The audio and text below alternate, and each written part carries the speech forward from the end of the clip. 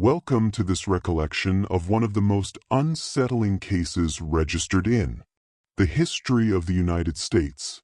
Before we begin, I invite you to leave in the comments from where you are viewing this and the exact time at which you are listening to this narration. We are interested in knowing to which places and at what moments of the day or night these documented accounts reach. In the autumn of 1843, the valleys and ridges of northern Alabama still held secrets, untold by white settlers.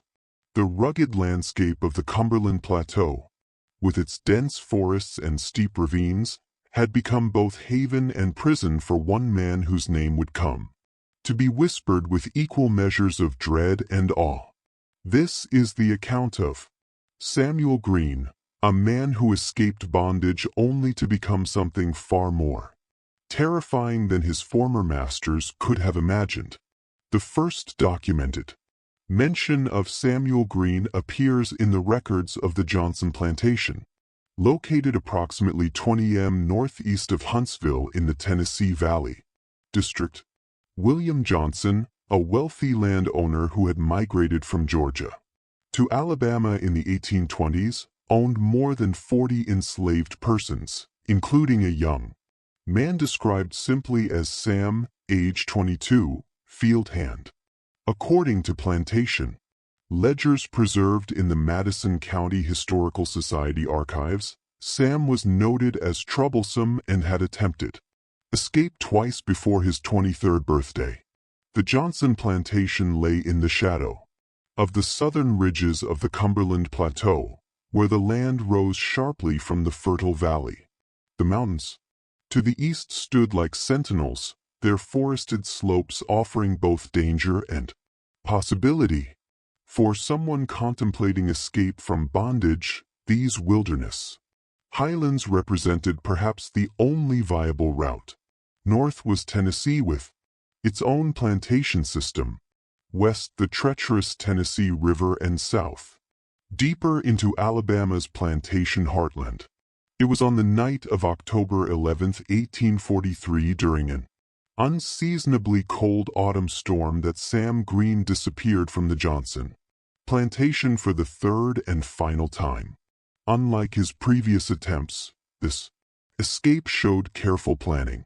The Overseer's Journal, now housed in the Alabama Department of Archives and History, noted that Green had taken a wool blanket, a knife used for butchering hogs, and approximately 2 weeks of dried provisions from the smokehouse.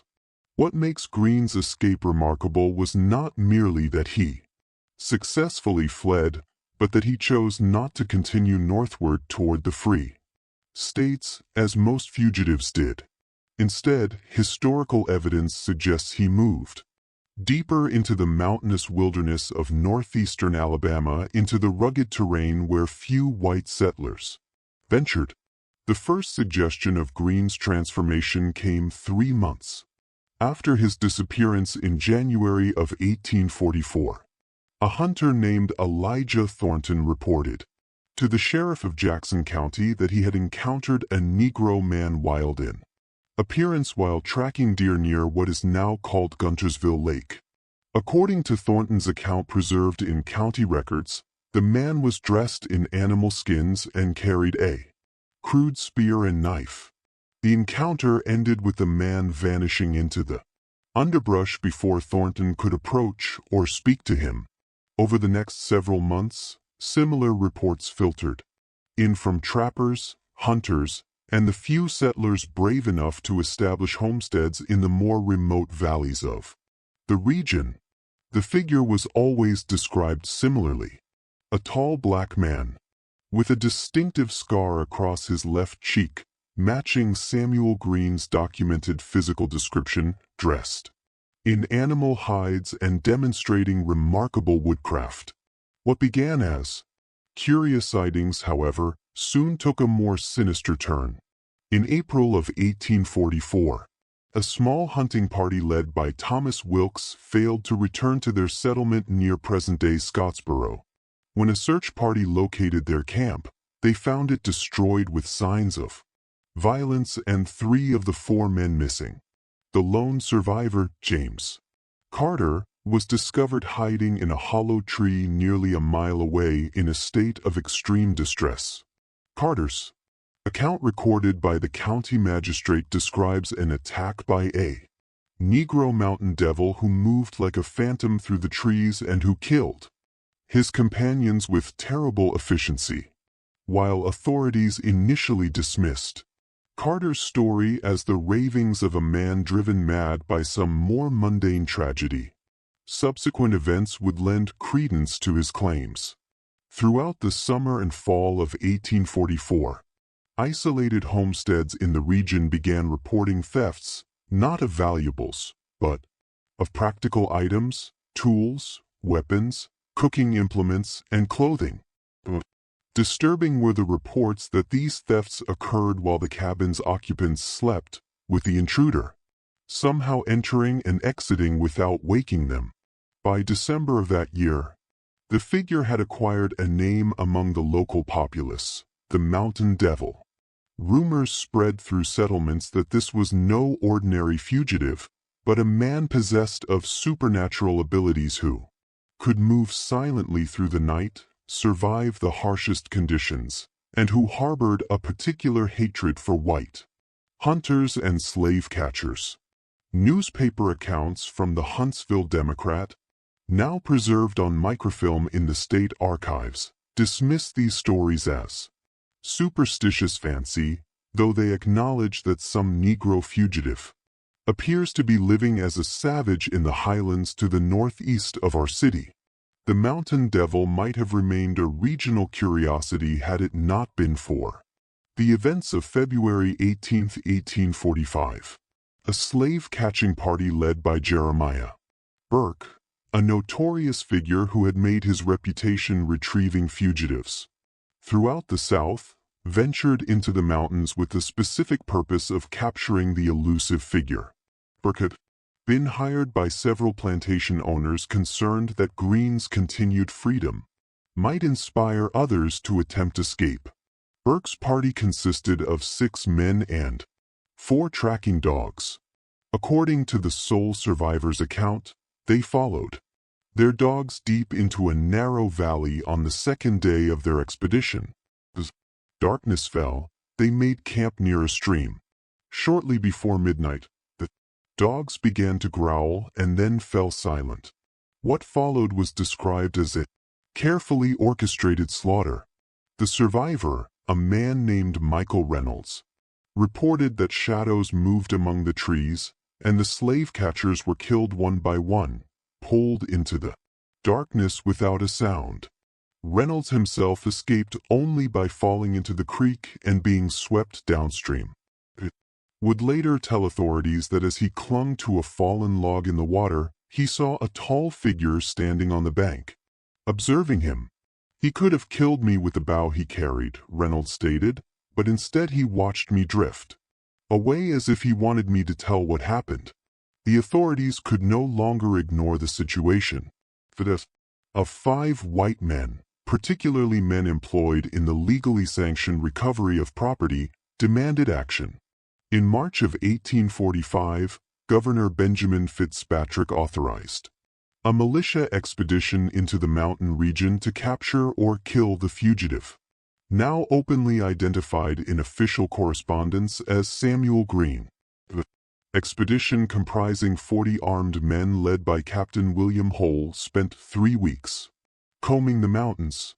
Their journals describe a frustrating pursuit of a ghost, finding abandoned camps still warm from recent fires, discovering caches of stolen goods hidden in caves, and occasionally glimpsing a distant figure who would vanish before they could close in. On the 18th day of their search, the militia discovered something that would cement Green's reputation in the folklore of the region. In a remote valley, they found what appeared to be Green's primary encampment, a sophisticated structure built partially into a cliff face, incorporating a natural cave, but extended with wooden walls and a thatched roof. Discovered an arsenal of weapons, 3 rifles with ammunition, multiple knives of varying sizes, several spears, and a bow with arrows. More unsettling were the personal effects of at least 7 men who had gone missing in the region over the previous year. Most disturbing of all was a journal apparently kept by Green himself. The journal, written on paper stolen from various sources and bound with animal hide, revealed a man of surprising literacy and profound hatred.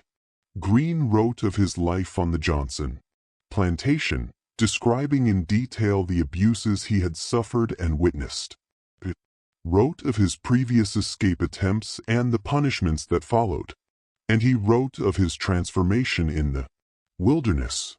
In these mountains I have become what they feared, no longer a slave but a demon of their own making. What mercy did they show? So shall I show the same.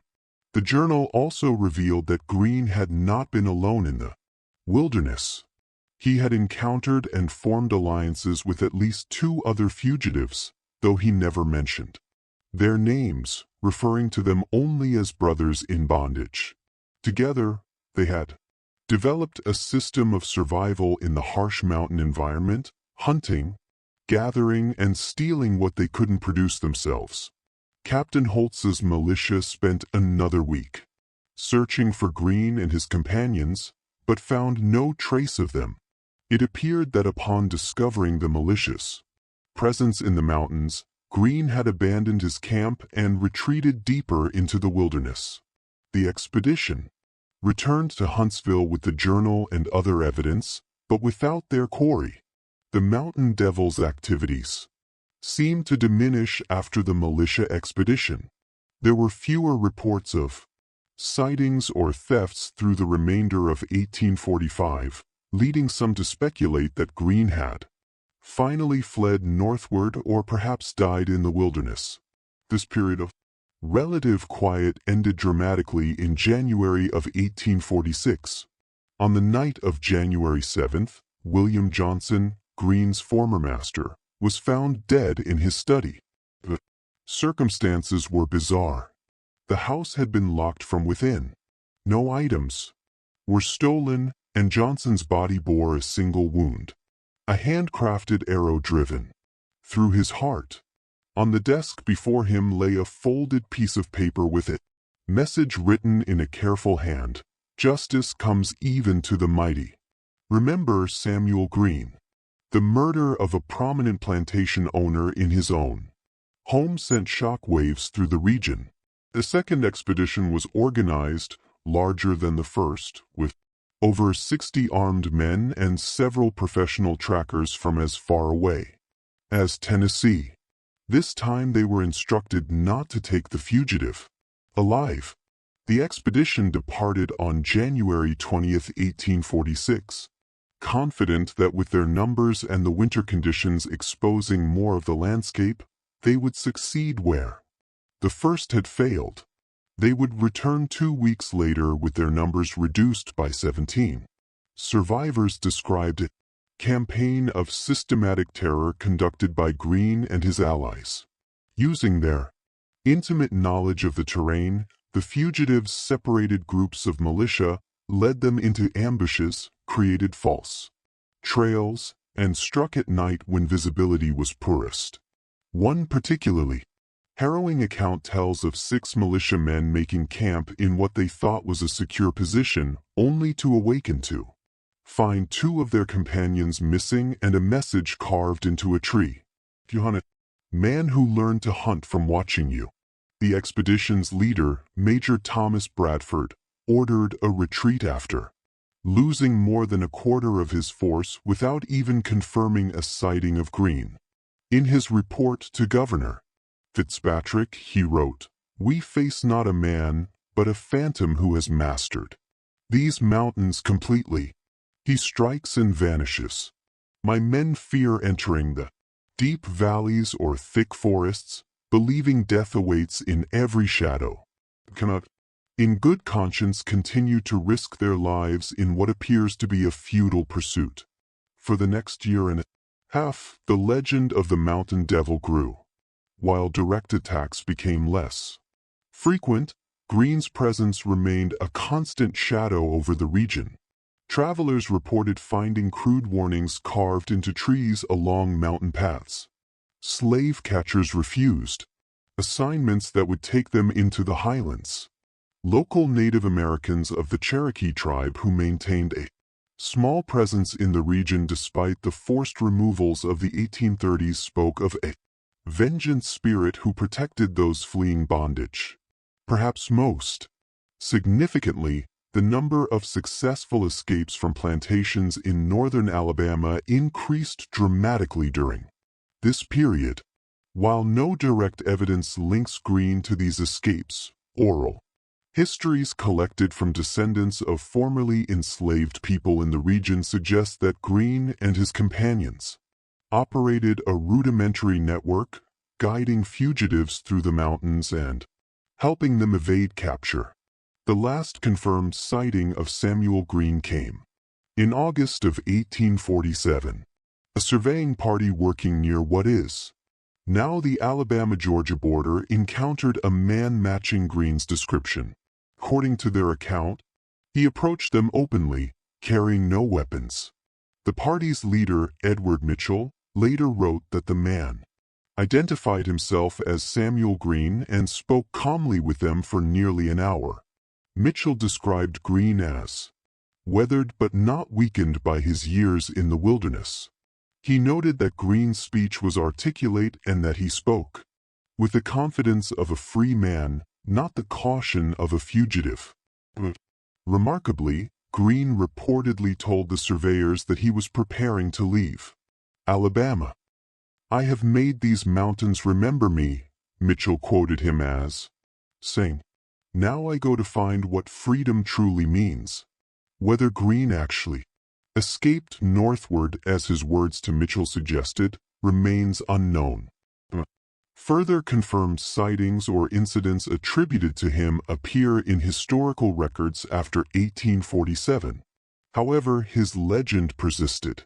Throughout the 1850s, plantation owners in northern Alabama continued to report that their enslaved workers whispered stories of the mountain devil who lived free in the wilderness and punished those who abused their power. During the Civil War, when Union forces occupied portions of northern Alabama, several officers recorded in their journals hearing tales from local residents about the Black Phantom of the mountains who had terrorized the region years earlier. One Union Captain James Woodson wrote in 1864 that he had encountered an elderly Cherokee man who claimed to have sheltered Greene in the last days before he left the region. According to this account, Greene had indeed traveled north, eventually reaching Canada. The historical record provides no definitive conclusion to Samuel Greene's story. Like many figures who exist at the intersection of documented history and folklore, the line between fact and legend has blurred over time. Remains clear, however, is that for nearly 4 years, an escaped enslaved man not only survived in one of the most challenging wilderness environments of the American South, but transformed himself from hunted to hunter, from property to phantom, from object to legend. The mountains of northern Alabama still stand, their valleys and ridges now crossed by highways and dotted with towns. Few who travel through this scenic landscape today know the story of the man who once made these heights his fortress and hunting ground. Yet, in the small communities that have existed here for generations, particularly among the descendants of enslaved people, the memory of Samuel Greene, the slave who escaped and became the most feared mountain man in the South, lives on, a complex symbol of resistance, survival, and the terrible price of freedom in a land built on bondage. The final entry in Samuel Greene's recovered journal perhaps best encapsulates his transformation and legacy. "They made me property, but these mountains made me a man. They made me invisible, but here I learned to see in darkness. They tried to break my spirit, but instead forged something they could never control. I am what they created turned back upon its creators. Let history remember this truth. History, however imperfectly, has, in historical accounts collected by the Federal Writers Project in the 1930s, several elderly, formerly enslaved individuals from northern Alabama spoke of Samuel Green, though they knew him by various names: the Shadow Man, Mountain Samuel, or simply the Free One. The oral histories suggest that Green's influence extended far beyond the terror he instilled in white authorities. To many enslaved people in the region, he represented a different kind of possibility, not merely escape, but defiance and even retribution. Martha Johnson, interviewed in 1937 at the age of 91, recalled stories her mother had told about Green. Mom used to whisper to us children that if the master was cruel, the mountain man would know, and he'd come down from his hiding place to set things right. We weren't supposed to talk about him, but everyone knew. When masters or overseers were found dead or disappeared, the slaves would look at each other knowingly. Nobody mourned those men. The psychological impact of Green's existence, or even just the belief in his existence on the institution of slavery, in northern Alabama cannot be overstated. Plantation records from 1844 through 1848 show an unusual degree of restraint in the punishment of enslaved people in areas near the mountains. One plantation owner wrote to his brother in Georgia, "We must tread carefully with discipline, for there is a devil in these hills who has appointed himself judge and executioner of those he deems too harsh." This fear extended to the slave patrols as well. Thomas Weatherby, who served on such a patrol in Jackson County, wrote in his memoir, published posthumously in 1879, "No man wished to ride too near the highlands after dark. We had heard what happened to Burke's party. Some claimed it was Indians or even a panther, but we knew better. There was a man in those mountains who had declared war on anyone who hunted his kind, and he fought that war with terrible efficiency." The winter of 1847 brought particularly harsh conditions to the mountains of northern Alabama. Temperatures dropped well below freezing for weeks at a time, and snow accumulated in the higher elevations. For someone living in the wilderness, even someone as skilled as Green had become, survival would have been extraordinarily challenging. It was during this winter that some believed Green finally departed the region. A fascinating document discovered in the 1890s and now preserved in the collection of the Alabama Department of Archives and History suggests one possible fate for Samuel Green. The document is a letter dated May 1848, written by a Quaker abolitionist in Pennsylvania to a colleague in Ohio. The writer mentions a remarkable man recently arrived from the southern wilderness who identified himself as Samuel and claimed to have lived as a wild man in the mountains of Alabama after escaping slavery. The letter describes this man as bearing the physical and mental scars of both bondage and his years of solitary survival, but also as possessing an intelligence and dignity that commands respect from all who meet him. According to the writer, Samuel planned to continue to Canada, fearing that even in a free state, the recently passed Fugitive Slave Act might result in his capture and return to the South. If this letter indeed refers to Samuel Green, provides a rare glimpse of his life after Alabama. The writer noted that Samuel spoke of having extracted a measure of justice during his time in the wilderness, but now sought a quieter freedom among people who might understand his humanity. The letter concludes with the observation that Samuel carries with him a small journal, bound in leather, in which he writes with surprising eloquence. No further documentary evidence of Green's life has been discovered, If he did reach Canada, he likely changed his name and perhaps created a new identity, as did many fugitives from slavery. The trail of historical breadcrumbs ends here, leaving us to wonder about the remainder of his life. However, the impact of Samuel Green's 4 years as the Mountain Devil continued to reverberate through the region he left behind. Throughout the 1850s, as sectional tensions increased and the nation moved toward civil war, the mountainous areas of northern Alabama maintained their reputation as dangerous territory for slave catchers and patrollers. Whether this was due to Green's ongoing influence, other fugitives who may have followed his example, or simply the power of his legend, the practical effect was the creation of a region where the enforcement of slavery became notably more difficult. Perhaps more significantly, Green's story became part of a hidden oral tradition among enslaved communities, passed in whispers from plantation to plantation. The tale of the man who not only escaped but turned the tables on his pursuers served as both warning and inspiration.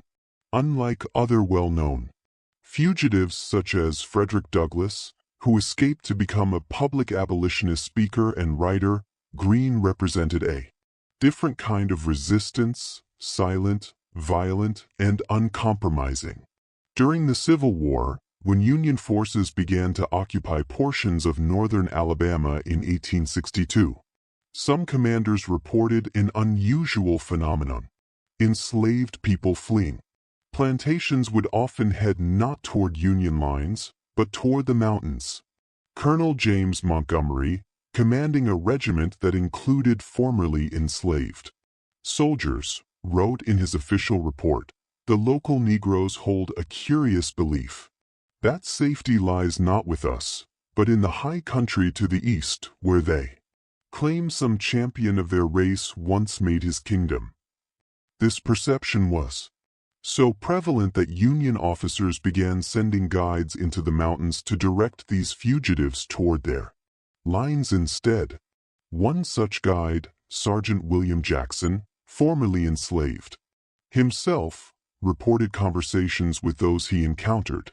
"They speak of a man named Green," he wrote, "as if he were still there watching over those mountains. I tried to tell them he's long gone, if he ever existed at all. But the belief runs deep." As the war progressed and slavery's hold on the South weakened, the legend of Samuel Green evolved. In the uncertain and often violent period of Reconstruction, stories of the Mountain Devil took on new dimensions. For the newly freed black population of northern Alabama, Green became a symbol of resistance and self-determination. For many whites, especially those who had lost power and privilege with the Confederacy's defeat, he represented their worst fears of black retribution. An account from 1871 recorded by a Freedmen's Bureau agent working in Huntsville describes how the mere invocation of Green's name could affect a situation. A dispute between a white landowner and his black tenants grew heated, with the former making threats of violence. An elderly black man simply said, "These mountains still have eyes, just as they did in Green's time." The landowner reportedly palled and withdrew his threats immediately. Historian Claudia Mitchell Farrell, who has studied the folklore of the region extensively, notes that by the late 19th century, the Samuel Green story had developed distinct variations depending on who was telling it. In white communities, she writes, Green was portrayed as almost supernatural, a malevolent spirit who attacked without provocation.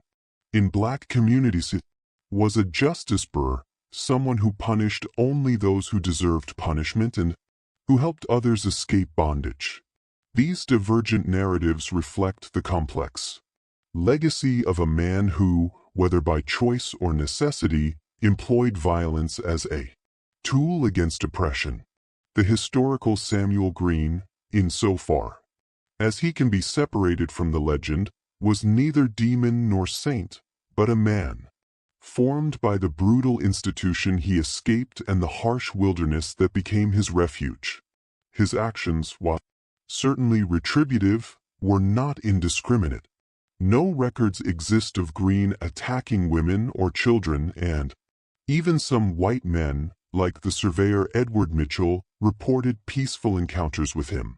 Archaeological investigations in the 1990s brought a new dimension to the Green story. From the University of Alabama investigating prehistoric Native American sites in the Cumberland Plateau region discovered the remains of a small cabin built into a protected rock overhang. Carbon dating of charcoal from the fire pit suggested occupation in the mid-9th century, and artifacts recovered included handmade tools, modified weapons, and most intriguingly, a metal button matching those used on clothing at the Johnson plantation during the 1840s. While it cannot be proven conclusively that this was one of Green's hideouts, the location and timing align with historical accounts. Dr. Margaret Wilkinson, who led the excavation, noted in her report that the ingenuity displayed in this dwelling's construction speaks to someone with remarkable adaptability and knowledge of wilderness survival techniques. The site also commanded a view of one of the few trails leading into that section of the mountains, suggesting its occupant was concerned with detecting approach. By the early 20th century, the story of Samuel Green had begun to fade from public memory, preserved primarily in family histories and local law. The rapid industrialization of parts of northern Alabama, particularly around Birmingham, brought new populations to the region with no connection to its antebellum past. The mountains that had once been Green's domain were increasingly crisscrossed by mining operations, logging trails, and eventually paved roads. Yet in some communities, particularly those established by formerly enslaved people and their descendants, Green's memory persisted. Church records from a small African Methodist Episcopal congregation near Scottsboro contain references to annual gatherings held on the anniversary of William Johnson's death, January 7th, described simply as Remembrance Day. According to elderly members interviewed in the 1970s, these gatherings commemorated the day justice came to the wicked master, a clear reference to Green's most dramatic act of retribution. Throughout the 20th century, as the civil rights movement brought renewed attention to America's history of racial oppression and resistance, scholars began to re-examine stories like Green's that had been largely excluded from official histories. The sparse documentary evidence made definitive conclusions difficult, but the consistency of oral traditions across multiple communities lent credibility to the core narrative. An escaped enslaved man had indeed lived in these mountains and become a figure of both terror and hope. Dr. Benjamin Turner, historian at Howard University who has studied the Underground Railroad extensively, places Green in a category he calls wilderness maroons, fugitives who, rather than attempting to reach the northern states, created hidden societies within the South itself. While Green appears to have operated primarily alone or with very few companions, Turner writes, his strategy parallels that of larger maroon communities in the Great Dismal Swamp of Virginia and North Carolina or in the Bayou of Louisiana. These were people who didn't just escape slavery, but created alternative spaces of black freedom deep within slave territory. The neighboring state of Tennessee, a curious echo of the Green story, emerged in 1969 when an elderly woman named Sarah Jenkins granted an interview to a graduate student researching her family history. Jenkins, then 97 years old, claimed that her grandfather had been a companion to the mountain man of Alabama. According to Jenkins, her grandfather William had escaped from a plantation in Georgia around 1845 and made his way westward, eventually encountering Green in the highlands. Grandpa Williams said this man Samuel taught him how to live in the wild, Jenkins recalled. How to move without being seen, how to find food, how to make weapons from what the forest provided. They lived together for almost 2 years before Samuel decided to go north. Grandpa chose to stay in the mountains until after the war, then came down and found my grandmother. Jenkins's account, if accurate, provides a rare glimpse into the community aspect of Green's wilderness existence. It suggests that contrary to his portrayal as a solitary phantom, Green may have served as a mentor to other fugitives, passing on the survival skills he had mastered. This aligns with the references in Green's journal to brothers in bondage and supports the theory that he played a role in facilitating other escapes. The full truth of Samuel Green's life and fate may never be known with certainty. Many who lived under slavery, his existence was sparsely documented until his actions forced their way into the historical record. Even then, many of the accounts come from those who feared or hunted him rather than from his own voice. The journal recovered from his abandoned camp remains the closest thing to a first-person narrative, but even that tells only part of his story. What is clear, however, is that for a brief but significant period, Samuel Green achieved something remarkable. It inverted the power dynamics of his time and place. In a society built on the absolute control of black bodies by white authority, he created a space where that authority could not reach, where, in fact, those who attempted to assert it did so at their peril. The mountains became his domain, a kingdom of one where he was not property but sovereign. As the 20th century gave way to the 21st, interest in Green's story experienced a resurgence. A regional museum in Scottsboro established a small exhibit dedicated to the legend of the Mountain Devil, displaying artifacts from the era and maps of his suspected territory. In 2009, a historical marker was erected near the presumed site of one of his encampments, though the text carefully frames the story as local legend rather than confirmed history. More significantly, descendants of enslaved people from the plantations of northern Alabama have begun collecting and preserving family stories related to Green. In 2017, a reunion of families with roots in the region included a session dedicated to these oral histories. James Washington, one of the organizers, explained, "Samuel Green is part of our heritage of resistance. Whether every story about him is literally true doesn't matter as much as what he represents. The refusal to accept bondage, the determination to be free, and the courage to fight back when necessary. The mountains themselves have changed since Green's time, where once stood unbroken forest now stands, vacation homes, and state parks. Trails that were once known only to wildlife and the occasional intrepid hunter are now marked on maps and traveled by thousands of hikers annually. Yet in certain remote valleys, particularly in the deepest parts of the Cumberland Plateau, it remains possible to sense something of what Green must have experienced: the isolation, the challenge, and perhaps also the freedom." Park Ranger Deborah Coleman, who has worked in the region for over 2 decades, notes that she occasionally encounters visitors who come specifically because of the Green legend. They want to walk where he is. Some come out of historical interest, others because they see him as a hero. A few even claim to feel his presence still in these mountains.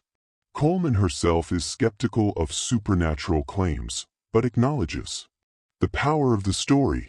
When you're deep in these valleys, especially as darkness falls, it's not hard to imagine how a man who knew this terrain could move like a ghost, appearing and disappearing.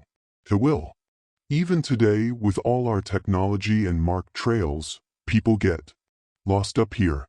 In Green's time, these mountains would have been the perfect fortress for someone determined to remain free. In recent years, Samuel Green's story has attracted attention from scholars of what is sometimes called black survivalism, the strategies and skills developed by African Americans to ensure their survival in hostile environments. Monica Richardson, whose research focuses on this area, sees Green as an important case study.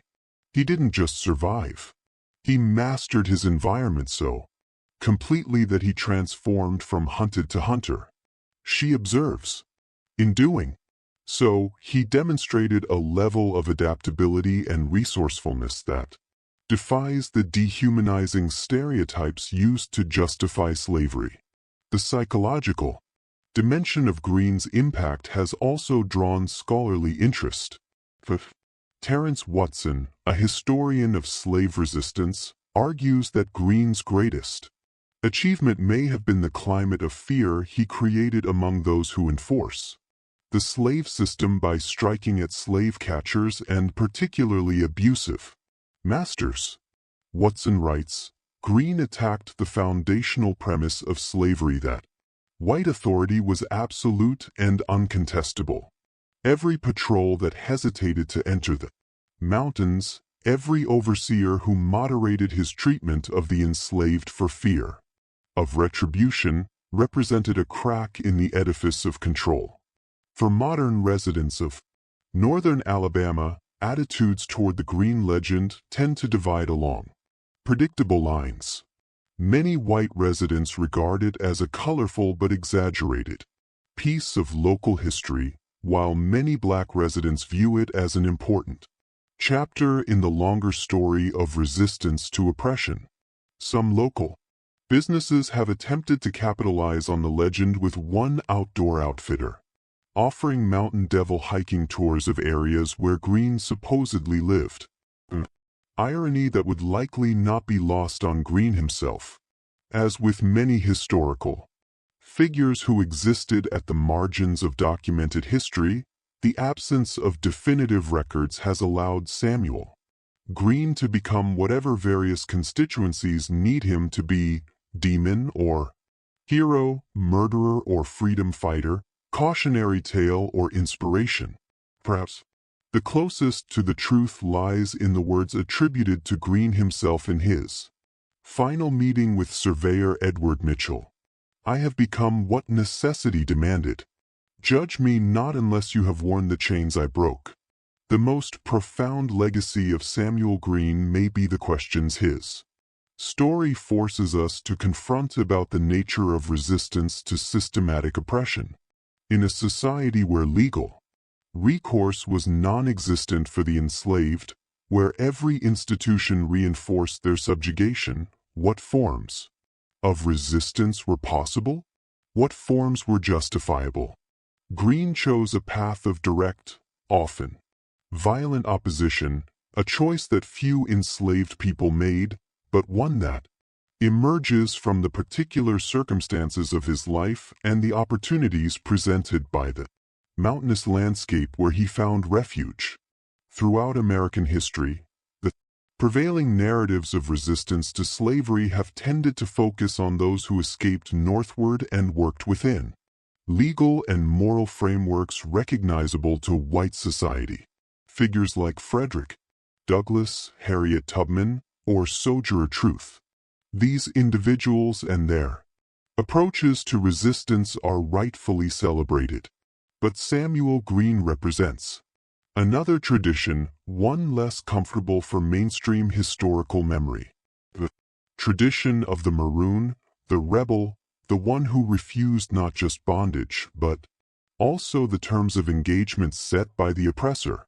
It is perhaps fitting that Green's ultimate fate remains uncertain. Some accounts suggest he reached Canada and lived out his days in quiet freedom. Others claim he died in the mountains during that harsh winter of 1847. Still others insist he never truly left, that he remained in his wilderness domain, growing old in the valleys and ridges he had come to know so intimately. This ambiguity allows his story to resist closure, to remain open-ended, much like the broader American reckoning with the legacy of slavery itself. In the end, Samuel Green, the slave who escaped and became the most feared mountain man in the South, emerges as neither myth nor fully documented history, but something in between. A figure whose existence is verified by enough primary sources to be undeniable, but whose exploits and ultimate fate remain sufficiently unclear to fuel ongoing fascination.